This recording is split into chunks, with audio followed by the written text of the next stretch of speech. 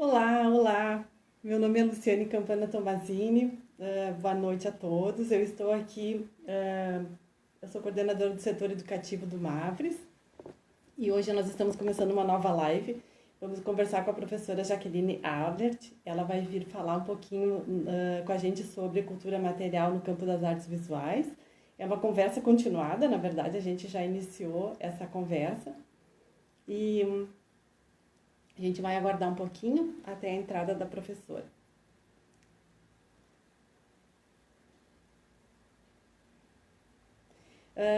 Essa conversa, então, vai ser bem interessante. A professora Jaqueline, ela é doutora em História Ibero-Americana pela Universidade Católica do Rio Grande do Sul, a PUC.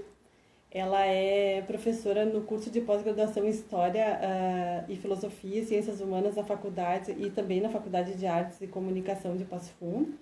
Ela tem uma experiência bem vasta na área de História, Cultura e Arqueologia, com ênfase em História da Arte. Eu estou olhando aqui o currículo dela, porque ela tem bastante coisa.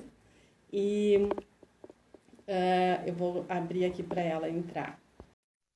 E ela tem experiência, então, como coordenadora, na verdade, do Laboratório da Cultura Material e Arqueologia, o LACUMA. Então, a Jaqueline, ela está entrando aí.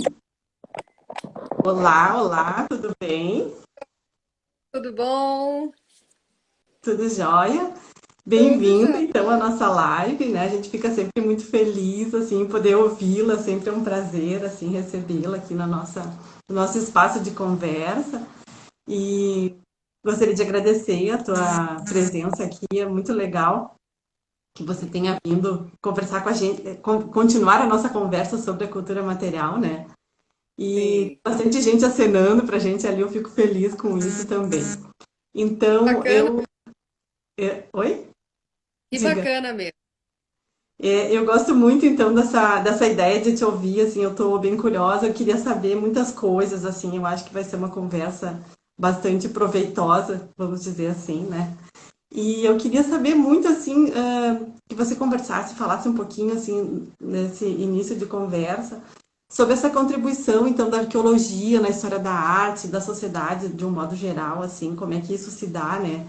E como é que chegam essas narrativas, como se constrói essas narrativas, assim, eu acho que a gente quer te ouvir, assim, eu estou curiosa para aprender um pouco mais sobre esse panorama, que é uma coisa tão enriquecedora, assim, que fala de tanta coisa próxima e não tão próxima da gente, a gente é um campo novo de pensamento, assim, que vem se abrindo todos os dias.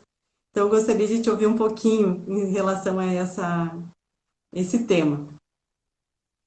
Tá ok. Lu, primeiro eu agradeço o convite, é sempre um prazer estar junto com o museu, estar junto com vocês, conversando sobre arte.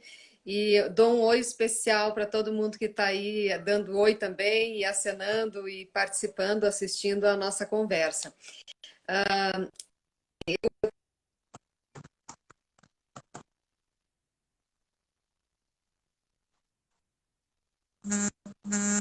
Sendo protagonista, né, dentro da proposta, mas também como um suporte para mais conhecimentos. Então, eu penso que tem existem vários modos, né, da arqueologia contribuir, mas eu vou destacar três que eu penso que são bem relevantes.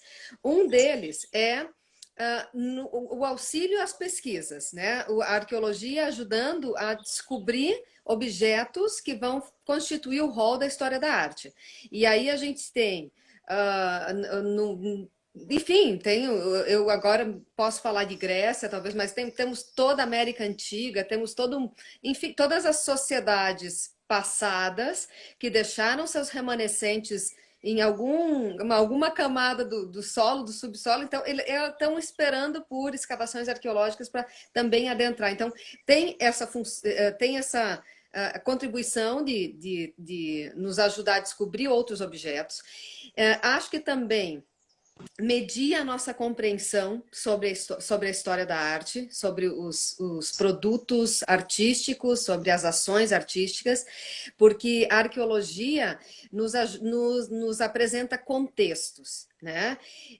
Então, muitas vezes, uma obra isolada, principalmente em sociedades ágrafas, ou da antiguidade, ou em que a gente, né, não tem muita mediação de documentos escritos.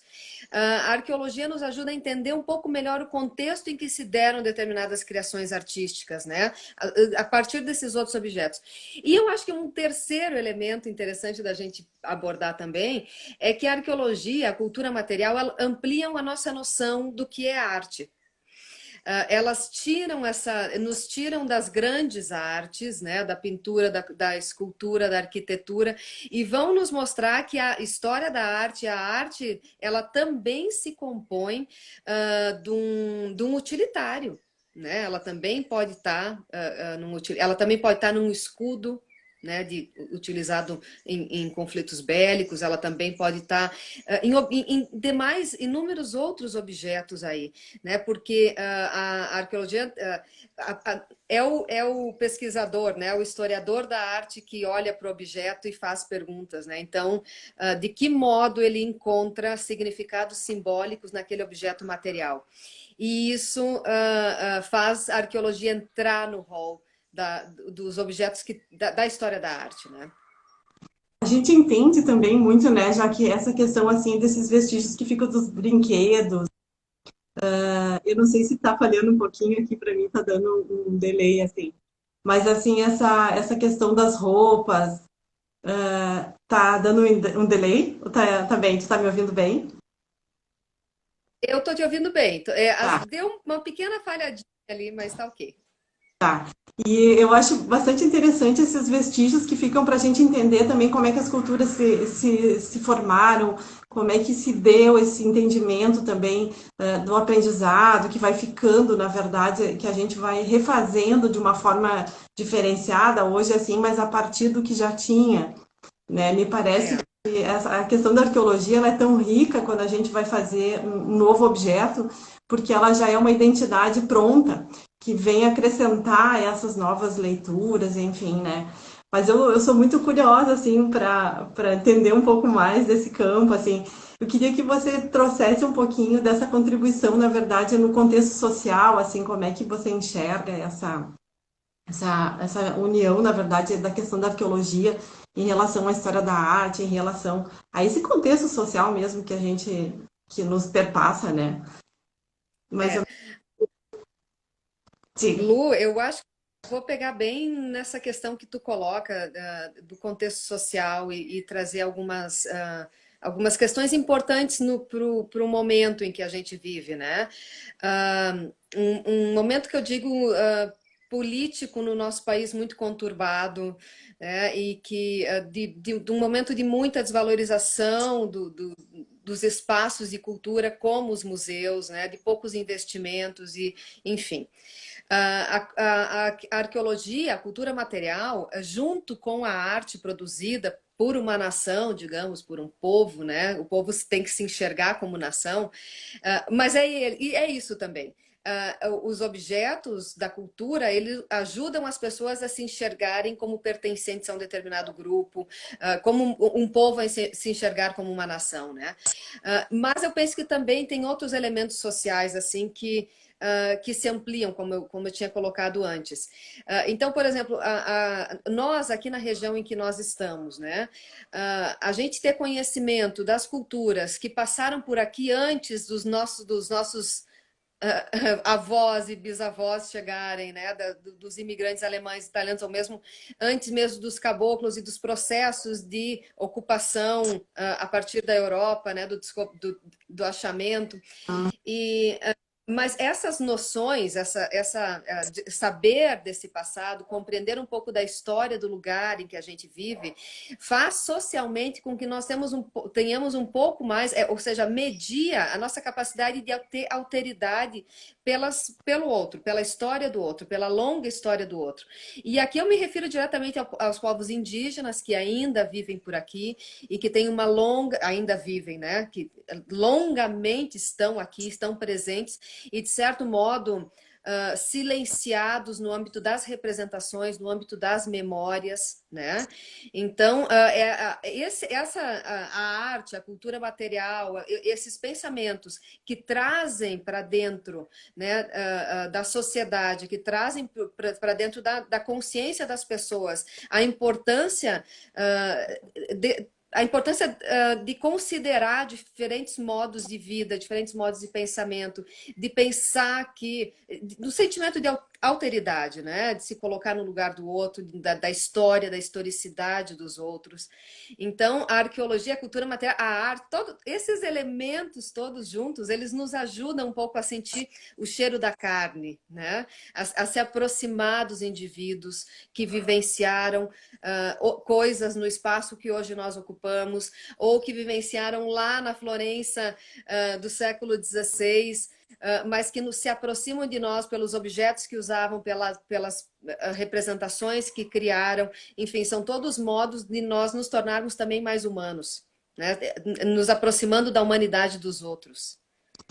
Na verdade, a gente consegue entender um pouquinho mais desse contexto do que fica a partir desses vestígios, mas também da gente entender um pouquinho de como é que se construíram esses povos, né? Como é que se deu esse passar da informação de uma década para outra, de um século para o outro, e de repente a gente pensar também aqui mais próximos da gente, assim, quem são os nossos antepassados, essa comunidade indígena imensa que a gente tinha enquanto país, né? E que de repente esses vestígios vêm, né? Esses vestígios estão aí, essas pessoas ainda estão aí, esse resgate dessas informações e essas pontes que a gente usa até hoje da língua, por exemplo, né? Em vários lugares, em várias coisas que a gente faz e que tem essa relação direta com esses povos indígenas daqui, né? Queria te ouvir um pouquinho, assim, porque eu sei que você tem um arcabouço bastante interessante em relação.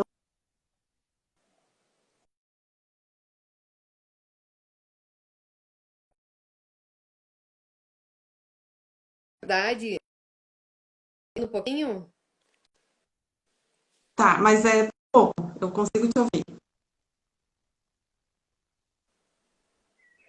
Você não consegue me ouvir? Tá travando um pouco. Eu não sei se é a tua internet ou é a nossa, enfim. Mas se tu tá conseguindo me ouvir bem tranquilo, nós continuamos a conversa, não tem problema. Estou te ouvindo bem. Ah, então tá ótimo, tá ótimo. Assim, ó, eu tenho uma preocupação nisso, que existem sim, e uma das áreas hoje que compreende o âmbito da legislação dentro da arqueologia, das pesquisas arqueológicas, é a educação patrimonial, né? E essa educação patrimonial, ela pressupõe sim essa alfabetização cultural, ou seja, mostrar para as pessoas construir junto com a comunidade uma compreensão melhor sobre esses processos, sobre as pessoas que compartilharam na longa duração histórica do mesmo território, do mesmo espaço, e aprenderam a vivenciar e a extrair da terra, da natureza, de um modo geral, as suas possibilidades imensas, né? Essas inúmeras possibilidades. Mas como eu estava te colocando, tem uma coisa que me preocupa, e me preocupa enquanto universidade também, que é que essas pesquisas não parem, não se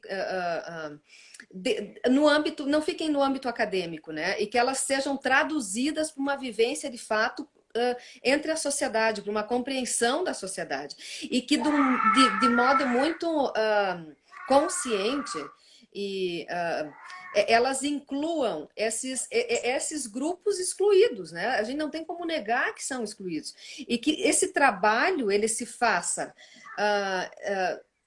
em sala de aula, mas além da sala de aula também, plantando, claro, sementinhas dos nossos alunos, conversando sobre, mas nós todos sendo mais críticos em relação, por exemplo, ao modo como a imprensa fala dos conflitos entre ruralistas e indígenas e ao modo como a cidade excluiu, né, da sua paisagem essas pessoas. Enfim, eu acho que tem muitos modos assim da gente pensar para além desses muros acadêmicos, né? E isso é muito importante, né? A gente não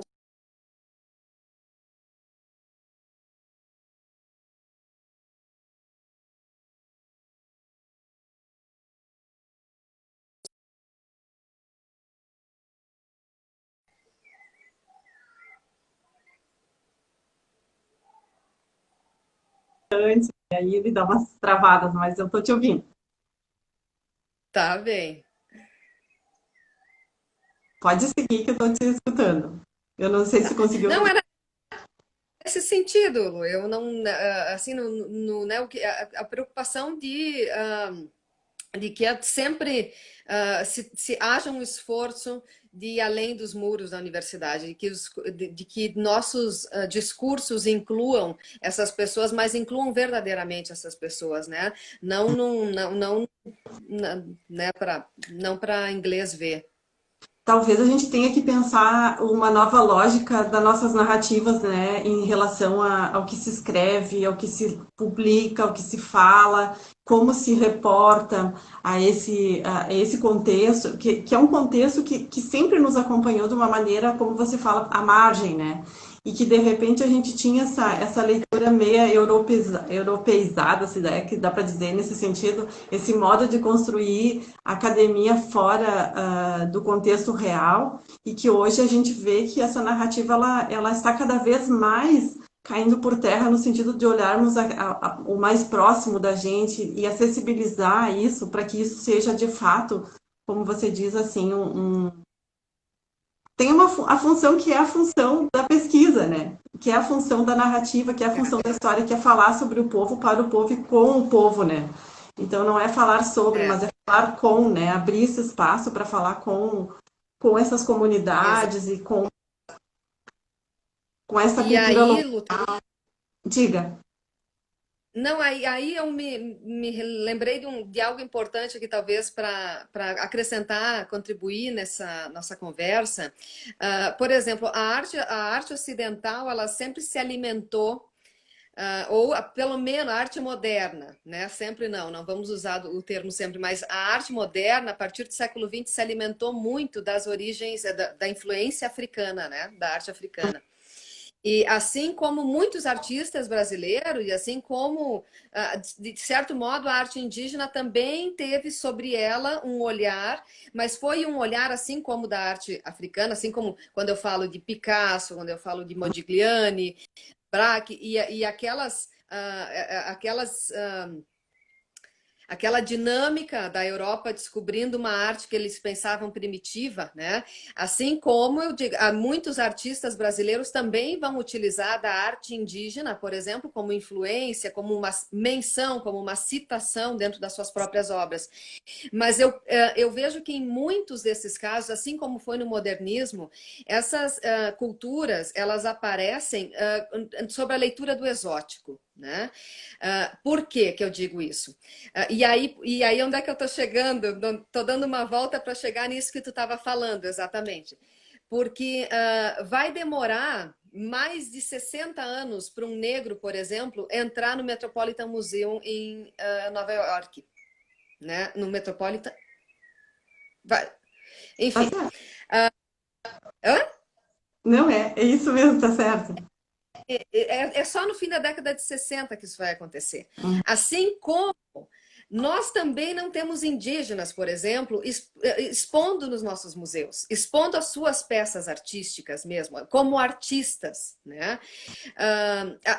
Muitas vezes superpassa um âmbito de artesanato, que também permeia, tem um elemento aí de uma valoração né, minorizada, enfim, mas não é essa é a nossa questão. Mas a questão é, quando eu digo, coloco assim, de fato, nós termos ações mais concretas em relação a isso, é abrir mesmo as nossas narrativas dentro dos museus para essa diversidade toda de linguagens, essa diversidade toda de cosmovisões, né? E aí, claro, ainda fazendo um gancho com a questão da arqueologia, da cultura material, elas nos ajudam na construção de uma narrativa histórica, mas talvez elas legitimem também a construção de uma nova narrativa, uma narrativa estética, artística, que encontra um espaço hoje real de valoração no século XXI, não como exótico, mas como algo, repetindo aqui, mas como algo do humano realmente, sabe? Como uma arte tão com um Genuína. espaço igualitário, espaço, né, de equidade, de elementos assim, enfim. Me parece uma questão também para a gente pensar em relação agora às exposições e o que a gente apresenta dentro das instituições, que quando a gente constrói uma história da arte, para aquele contexto existir, existe um outro contexto que está fora, né? Há uma seleção, na verdade, de informações, há uma seleção de pessoas, há uma seleção de lugares geográficos. Essa seleção, na verdade, ela tem vários eixos, pode ser geográfico, enfim, ela tem várias oportunidades de estar ou de não estar, né? Me parece que nesse contexto, assim, a gente pensando em relação ao que você traz, assim, é que essa revisão, ela já passou da urgência, né? Ela já está, na verdade, no estágio de que a gente precisa de mais reaver quem são, que recortes são esses e quem são esses que ficaram fora e que nesse mesmo período estavam trabalhando simultaneamente com esses pares que estão colocados na história da arte, né? Talvez seja um espaço importante de fala dos museus e de exposições. E essa questão do exótico, o que seria esse exótico, né? Desde quando a nossa construção, nós somos vistos como exóticos fora do nosso país, por exemplo. Nós, quando vamos apresentar a nossa arte brasileira para outros países, eles nos veem ainda como exóticos, né? Então, eu queria te ouvir um pouquinho, assim, em relação a isso. É. Olha, é aquilo, Narciso acha feio que não é espelho. Tá? Mas Lu, eu concordo muito contigo assim nesse aspecto. Os espaços, a gente precisa de espaços de representação, né? E aí isso se amplia muito, vai além porque assim os espaços de desigualdade são imensos, né? Nós temos talvez assim, eu não diria todas as relações para não ser generalizante, mas a gente tem inúmeros lugares, né, de perpetuação da desigualdade. E aí a desigualdade entre os gêneros, a desigualdade entre as cores de pele, entre as etnias, né, enfim. E cada vez mais, sim, ou ainda estamos precisando, cada vez mais sempre, mas ainda estamos precisando que esses espaços sejam ocupados por esses que até então, né, por essas pessoas, por mulheres negras, por mulheres índios, por negros, por todos esses, por imigrantes, por todos esses que têm sido silenciados por uma voz hegemônica, né, e que perpassa, como tu sabe, perpassa a história da arte ocidental, para falar da ocidental, né, com a qual nós temos uma intimidade maior, né, que afinal é o nosso repertório de estudo, o nosso repertório de influências.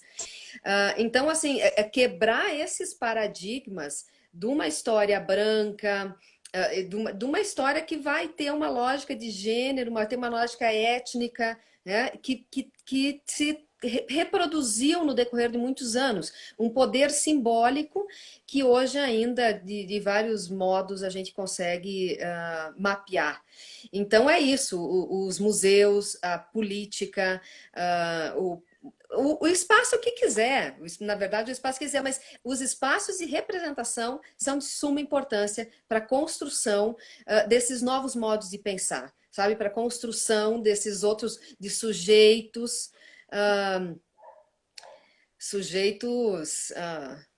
que não excluem. Na verdade, eu vi essa semana nesse encontro de pesquisadores que teve, tem um artista bem, assim, ó, que está agora acontecendo, assim, e ele é indígena e ele fala que cada vez que ele vai fazer uma exposição, alguma coisa assim, as pessoas acham que ele tem cara de boliviano, que ele é de uma outra nacionalidade. E ele diz, eu sou da mesma nacionalidade que você, né? E como ele é um artista que trabalha essa questão da arte indígena contemporânea, as pessoas sempre aguardam que ele vá vir, na verdade, com um discurso todo direcionado para uma coisa que a gente criou, na verdade, né? Nós temos essa leitura também, que é uma leitura estranha, né? A gente tem eles perto da gente, é como se a gente olhasse a imagem para falar da pessoa. Então, olha para o povo em vez de olhar para a imagem. A gente ainda continua olhando para a imagem, para esses estereótipos que nós mesmos construímos. E é tão difícil a gente se pega uma vez que outra já falando de novo desses estereótipos, falando desse modo até às vezes pejorativo, assim, em relação não só aos indígenas, mas enfim, em relação a N coisas, porque a gente já tem esse. Eu queria te ouvir assim um pouquinho quais são os estudos, assim, o que vocês têm dentro desse sentido, assim, que vocês são pesquisadores dessa nova leitura, vamos dizer assim, que a gente está tentando abrir os olhos, né? Tirar um pouco dessa nossa miopia que a gente vinha acumulando assim ao longo dos tempos, né? Então, me parece que essas pesquisas são tão fundamentais, assim, por isso é tão importante esses espaços de escuta, né? Como você vem falando, eu gostaria de ouvir assim como é que vocês enxergam, enquanto pesquisadores, esse nosso modo de construção até então, né? É, sabe, Lu, a gente tem um olhar, aí tu estava citando aqui um artista indígena, né? Mas a gente tem um olhar, no Brasil especialmente, né? Marcado pelo romantismo. O romantismo aquele, o estilo do romantismo literário e plástico, né? Estético, que é o indígena no seu estado natural, né? Nu, na floresta, a floresta também num estado virgem, digamos assim. Então, assim, a nossa ideia permanece a ideia de que o índio deve se manter naquele estado, naquele estágio, digamos, naquele âmbito de representação que o romantismo construiu para nós. Tu vê que isso foi tão forte que nem os artistas que vieram depois tentando introduzir outras linguagens, como Vicente do Rego Monteiro, os artistas modernistas da Semana de 22 e muitos outros, eles não conseguiram desconstruir essa imagem.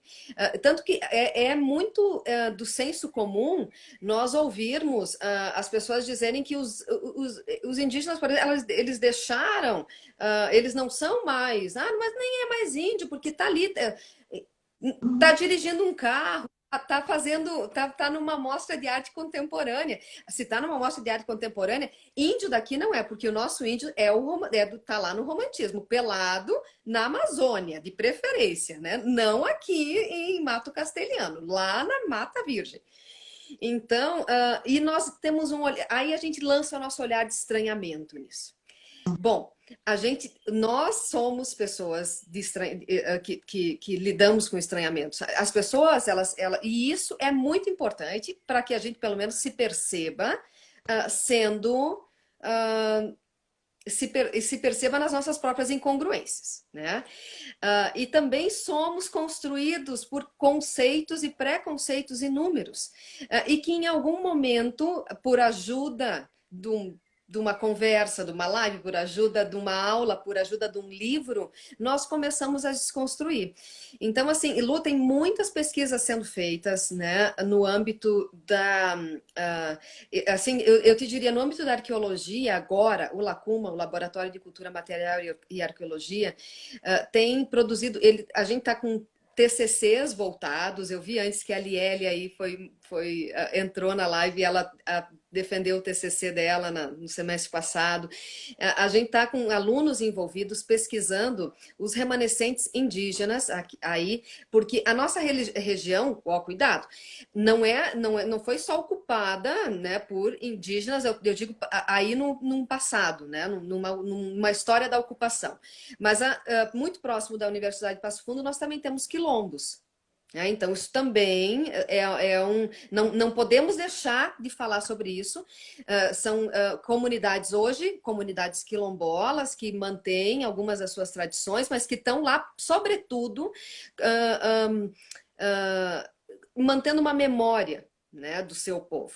Mas, então, assim, existem hoje uns 8 alunos, pelo menos, cada um na sua cidade, fazendo pesquisa, indo nas casas, descobrindo o que as pessoas que chegaram lá encontraram na lavoura, quando foram roçar, e aí acham machadinho, acham fragmentos de cerâmica, inclusive pontas de flecha, ponta de projétil, acham muitos artefatos que mostram para as pessoas que esse espaço que elas ocuparam, que hoje elas pensam como seu, e de fato ninguém, nenhuma dessas pesquisas, isso é muito importante que se diga, elas fornecem ou têm o objetivo de desapropriar a terra de alguém, imagina isso, e eu digo isso porque é um preconceito que os alunos acabam sofrendo. Mas assim, então existe um movimento, e eu acho que isso é muito bacana, porque é um movimento dos alunos com a sua comunidade, né? Tem mais 2 alunas agora fazendo seu TCC sobre isso. Então, e aí a parte da pesquisa acadêmica é que, além dos artefatos encontrados, existe um estudo sobre aquilo e um objetivo de um retorno à comunidade. Então, depositar o TCC no museu da sua cidade, ou num espaço de memória, ou apresentar para alguém, ou enfim, mas fazer com que isso ecoe, né? O simples fato da gente conhecer esses saída e dar luz a esses objetos, a esses testemunhos de uma vivência, testemunhos, né? Eu acho que ele já vale por si. Essa existência, né? Fazer com que as coisas de fato existam, né? E não fique nessa sensação que a gente tem de que existem, mas elas não são acessíveis, ou elas existem, elas não são faladas, ou elas existem, elas estão guardadas, né? E eu entendo esse movimento novo agora, enfim, com esse movimento todo que a universidade está fazendo de curricularização, a gente está trabalhando direto nessa questão. A gente tem visto, tem sentido essa necessidade, na verdade, de abrir esses espaços de pesquisa. Eu fico feliz, assim, que a história também esteja fazendo isso, e que isso seja uma constante, que entre por vários lugares, pelas artes, e entre pela história, e entre pela filosofia, antropologia, sociologia, e não só as áreas humanas, mas também pelas áreas das questões um pouco mais aprofundadas sobre isso, a questão da medicina, essas receitas todas que a gente acaba perdendo, que é da cultura daqui, né? Então, eu acho bem pertinente assim que a gente abra esses espaços de fala dentro dos museus e dentro das universidades, mas é como você diz assim, é que estejam dentro das prefeituras e que a gente enxergue as nossas cidades como espaços de fala. E não só a gente pensar os grandes centros, né? Mas que venha para dentro das comunidades, que as pessoas que estão envolvidas com aquele lugar reconheçam que aquele lugar tinha uma história anterior. Na verdade, nós, pensando teoricamente, não somos donos de nada, né? A gente vai e a terra fica, ela vai trocando. Se ela vai trocando de dono, então ela é de quem, afinal, né? Então, tem É. essas questões que são um pouco mais amplas do que a gente ter as cercas, na verdade, essa delimitação dos espaços, ela é humana, ela é um circuito humano, porque a terra e a construção de nós, de nós enquanto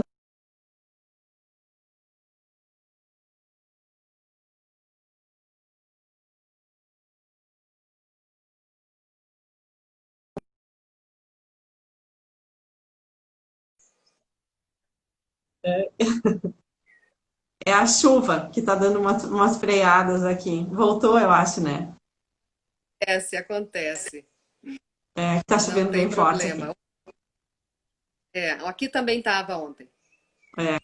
E então eu percebo assim que eu entendo essa necessidade, eu acho, da gente falar sobre isso, sabe? Eu gosto desse abrir o espaço para falar com e não de, né? A gente está aqui falando sobre esse espaço de fala, na verdade, né? Mas é muito importante, assim, eu vejo que esse movimento, embora ainda bastante acanhado, ele está acontecendo, a gente está tentando fazer essa ponte, porque é uma ponte. E aí eu queria ouvir assim, também um pouquinho de ti em relação a essa construção da história, assim, com relação a ideia, na verdade, da arqueologia, que ela perpassa, na verdade, ela vem com esses vestígios que vão ficando, assim, da humanidade em relação ao que a gente narra e o que a gente escreve sobre isso, né? Então eu queria que você fizesse assim uma linha, assim mesmo que dentro rapidamente assim essa linha de tempo assim para a gente conseguir fazer essa construção, porque a gente não pensa muito na questão da narrativa da história da arte a gente pensa a partir dos fatos e não a partir dos objetos, né? Então isso é uma leitura interessante, eu acho, para a gente, eu digo assim, ó, a comunidade geral, né? Quando a gente começa a pensar, meu Deus, realmente, o que fica são os vestígios, nós somos itinerantes, esses vestígios que vão vindo, que vão ficando, as obras de arte vão ficando como vestígios, na verdade, do gesto do artista, né? E a gente tem dentro do museu vestígios dos nossos indígenas, a gente tem aquela urna que está dentro do nosso espaço lá, que é uma questão importante, assim, da gente falar. Então, eu queria te ouvir um pouquinho, assim, em relação aos objetos, esse movimento dentro da construção da história da arte, assim. Ah, Lu, o Gombrich tem uma frase que é muito bacana, assim, que ele diz o seguinte, que a história da arte não é a história da evolução das técnicas, que ela é...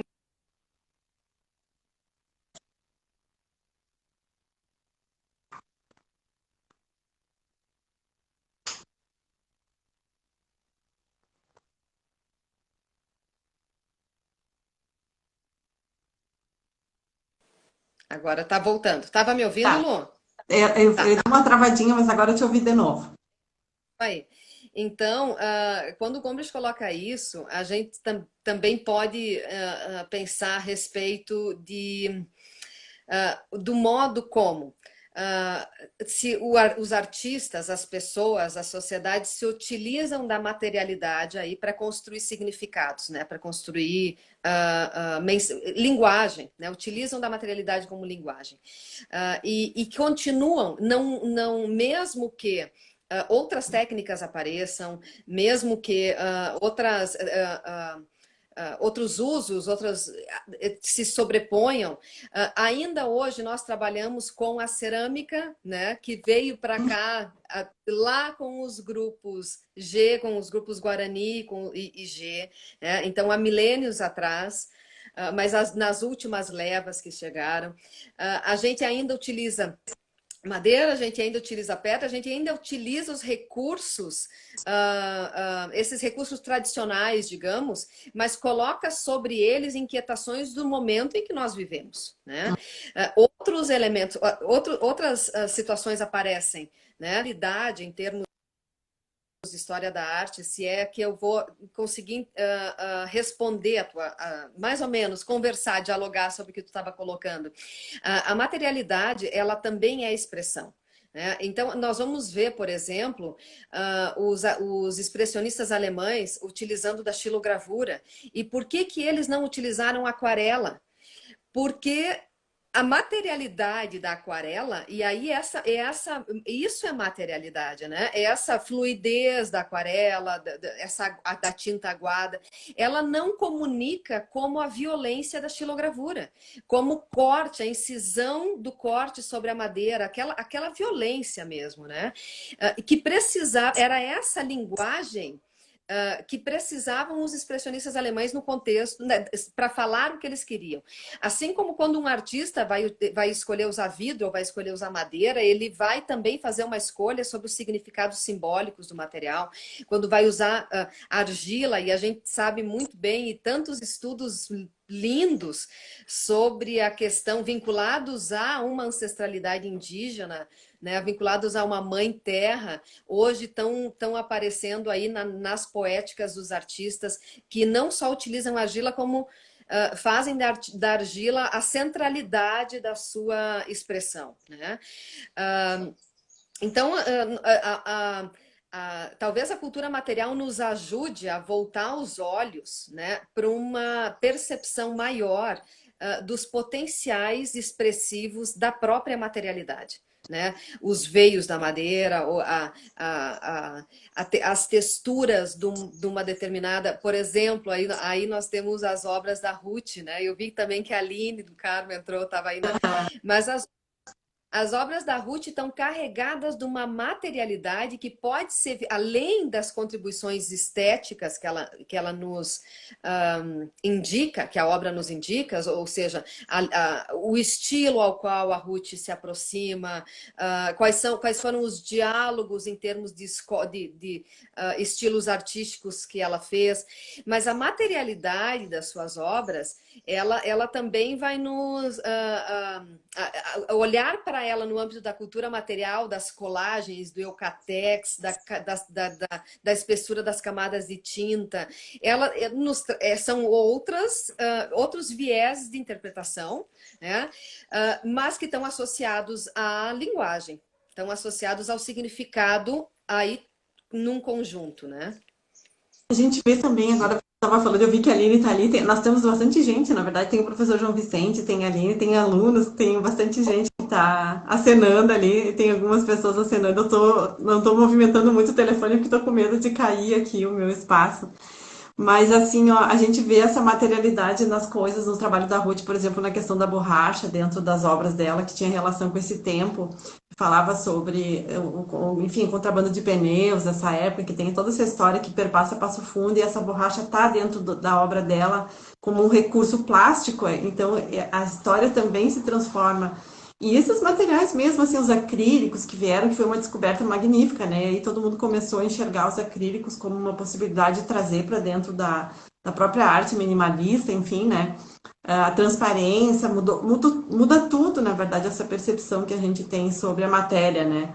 Que ela vem perpassando a história da arte na medida que a gente vai entendendo o desenvolvimento mesmo das nossas capacidades de produção, a ideia dos polímeros, que são coisas completamente novas, assim, que era inimaginável que seriam polímeros, né? A química das coisas transformada em matéria, que a gente usa isso já em arte muito fortemente, assim, entendendo a química das coisas como um recurso plástico e não só simplesmente um material que você dispõe para falar de uma linguagem específica, né? Então eu imagino que tenha essa e até a volta, porque a gente vê que a volta, cada vez que nós nos distanciamos da nossa raiz cultural, vamos dizer assim, há uma volta, né? Então eu vejo assim essa volta cerâmica, se pensar de novo, assim, essa coisa da materialidade da terra, de se aproximar ao suor do próprio corpo inserido quando você modela, que você troca esse fluido da terra e o teu suor fica dentro dessa matéria da argila e isso vai permanecer para sempre ali, né? E que é essa força que a gente vê, esses encontros que a gente tem com esses restos que eram lá dos antepassados e o que a gente deixa para o futuro, né? E Uhum. então, me parece muito humano essa volta, nesses momentos de crise, como a gente está vivendo agora, assim, a questão da materialidade, o que vai ficar, na verdade, de material. Eu queria te ouvir um pouquinho também em relação a esse momento que a gente está vendo, assim, como é que vocês estão percebendo esse movimento, que é um movimento novo para todo mundo, a gente ainda está tateando, né? Que está por vir, enfim, mas eu penso que tem uma relação bem forte assim com os nossos vestígios do que a gente vai deixar e o que a gente qual vai ser a nossa arqueologia em relação a esse tempo que a gente está vivendo agora, né? Esse modo até o comportamento da gente enquanto consumo, né? Que mudou completamente, assim, eu queria te escutar um pouquinho qual é a tua percepção, assim, em relação a, a esse contexto atual, né? Olha, boa pergunta, Lu. É bem complexo pensar sobre isso e eu posso dar alguns palpites, na verdade, assim, pessoais, né? Porque são todas questões de prever, imaginar algo que virá. A questão é que a gente hoje se relaciona com a memória de modos muito diferentes, né? Nós não guardamos mais muitas coisas, mesmo na nossa cabeça, nós colocamos tudo isso para uma memória digital, para uma, né, então, fotografias, números, está tudo condensado fora de nós, apesar da gente construir memória o tempo todo, porque o tempo todo estamos tirando foto, o tempo todo estamos registrando algo, essas memórias são todas externas, né? Então, tem uma questão muito diferente aí da nossa relação com a memória, tem uma relação muito diferente com os materiais, né? Com o lixo imenso que a gente produz e com a quantidade de coisas que a gente põe fora. Então, é uma discussão da arqueologia, o que poderia ser a arqueologia do futuro, né? Mas não, na verdade, assim, dentro do contexto da vivência, as sociedades não pensam nos seus remanescentes arqueológicos, né? Então, porque isso de fato, é lidar com a morte. Então, primeiro que as pessoas se distanciam disso. A arqueologia lida com o lixo, ela lida com o que restou, com o que sobrou, né, das sociedades, das pessoas que foram embora, que partiram, que não estão mais, o que sobrou daquilo ali. Então, é claro que existe uma arqueologia, por exemplo, de momentos que não passaram há muito tempo, momentos recentes, digamos. Existe, e que tem uma função social muito grande, porque trabalha com a memória de pessoas que estão vivas. Um exemplo desse é um trabalho é um trabalho muito complexo e sensível que os arqueólogos forenses fazem com a arqueologia do período militar, das torturas, das mortes, né, dos assassinatos, dos corpos que foram escondidos. Então, os remanescentes dos períodos, não só de ditadura, mas todos esses períodos, a arqueologia das guerras recentes. Então, todos esses elementos são delicados, porque muitas vezes são encontrados os remanescentes, a materialidade de pessoas cujos pais podem estar vivos, cujos filhos estão vivos, né? Os pais, claro, aí é um exagero, porque aí se passaria muito, mas cujos filhos estão vivos, ou os amigos. Então, há uma arqueologia recente sendo feita, do tempo recente, né? Mas eu não sei como nós vamos lidar com a quantidade de material que nós produzimos no futuro. Eu penso que uma grande parte disso tem que ser para caber mais lixo que a gente continua consumindo, né? Então, e aí tem uma outra questão, só para não deixar de trabalhar, de falá-lo, que é para fechar um pouco a ideia dos artistas e das técnicas que tu mencionava. Talvez o artista contemporâneo viva com um grande dilema, que é das possibilidades infinitas da utilização de matérias, né, de materiais. Porque a gente sabe que muitas escolhas são muitas angústias. E os artistas contemporâneos têm muitas escolhas. Mas eles têm talvez o grande desafio aí, que seja encontrar a conjugação entre a materialidade e a ideia, que vá se transformar num elemento simbólico decodificável para os outros, significativo, talvez transformador.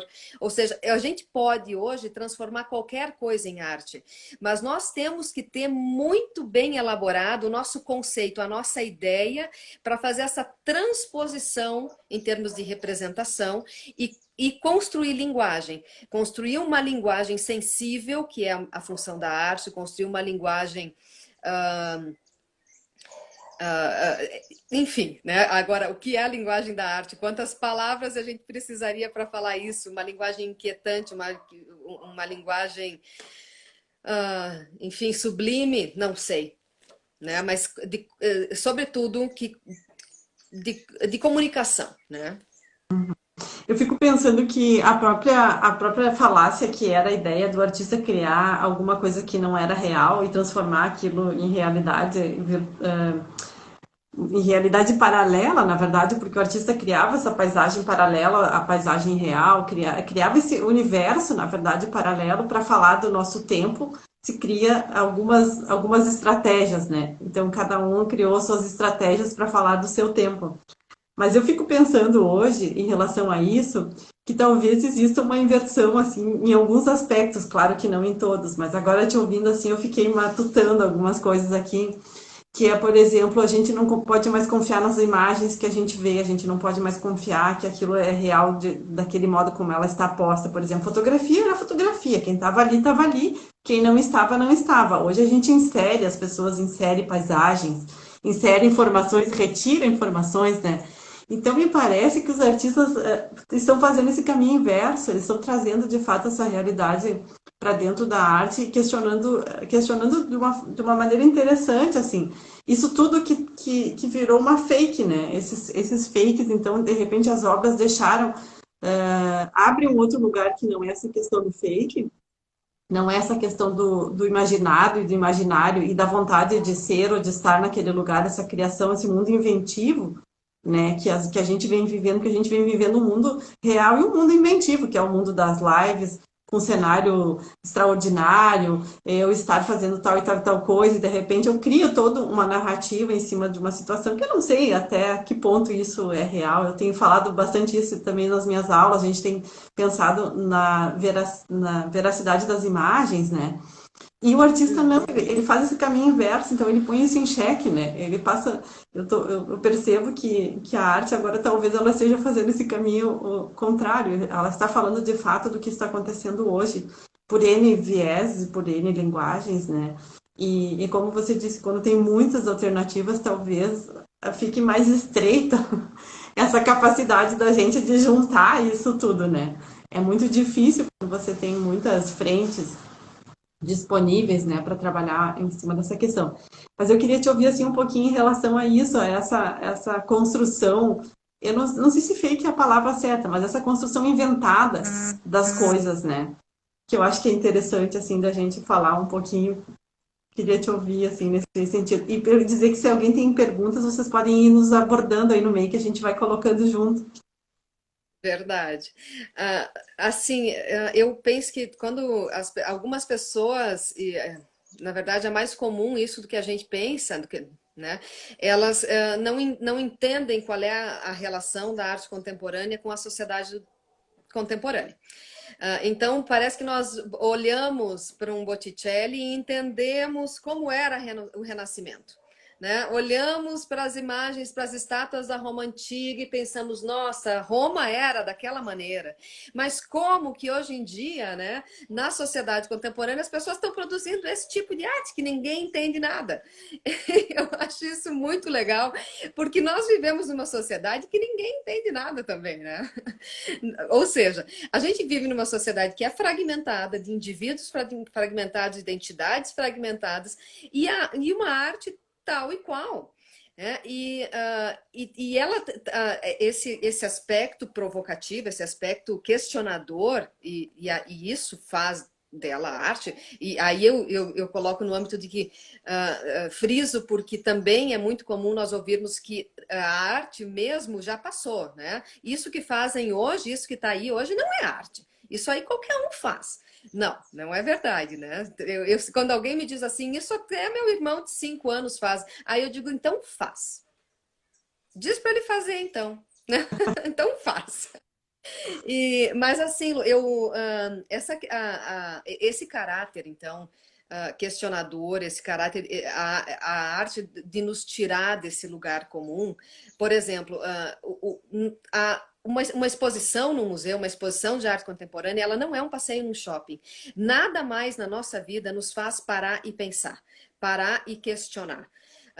E a arte nos faz. Para entender a arte contemporânea, nós temos que parar, nós temos que dar um stop na vida.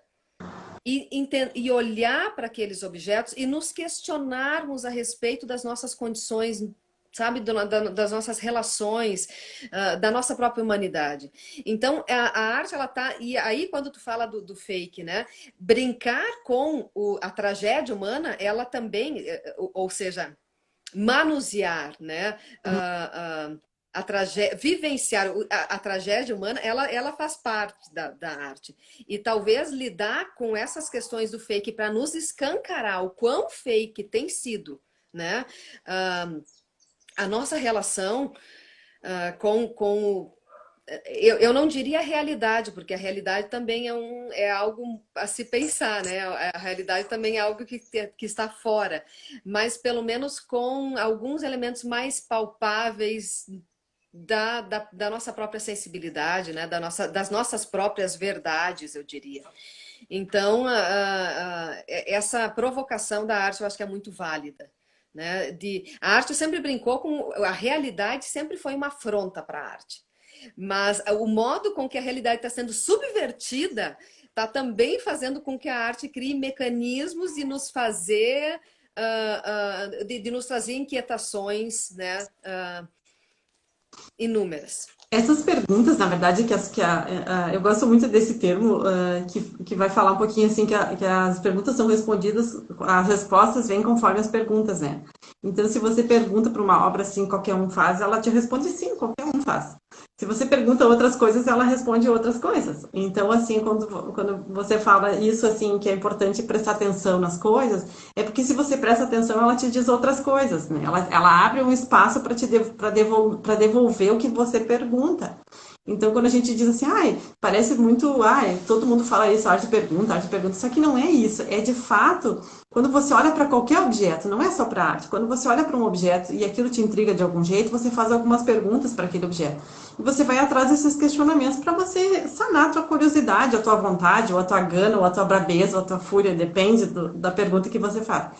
E a arte eu acho interessante porque, como você fala, as pessoas têm essa vontade de que ela esteja num tempo que parece que... Será que era tão bom esse tempo que ela precisa permanecer lá até hoje, assim? Por que ela não consegue sair desse tempo atrás, né? Desse período anterior? Eu sempre falo que se o carro antigo era tão lindo, por que nós não continuamos andando de carro antigo, né? Porque a 60 quilômetros por hora era muito mais bonita, era muito mais tranquilo, né? Não, se as coisas evoluíram, a arte não teria como, não teria por que ficar nesse tempo das 60 quilômetros por hora. Ela tá no tempo que a gente está, ela vai acompanhar esse tempo, né? Ela... Mas eu vi uma pergunta ali que eu achei interessante, já que ele vai falar um pouquinho sobre a função dos subterrâneos nos campos de cima da serra e no Planalto Médio, que a gente sabe que tem essa... Ele subiu um pouquinho aqui para mim, eu vou olhar aqui, Ah, é do Anderson. se o Lacuma tem feito pesquisas no Planalto Médio, né, e nos campos de cima da serra, sim, sobre casas subterrâneas. Sim, o Lacuma tem feito essas pesquisas. O Fabrício Vikroski, ele estudou casas. Toda a nossa região aqui tem muitas casas subterrâneas, muitas. Passo Fundo, nas imediações aqui de Passo Fundo, ali na proximidade de Mato Castelhano, Povinho Velho.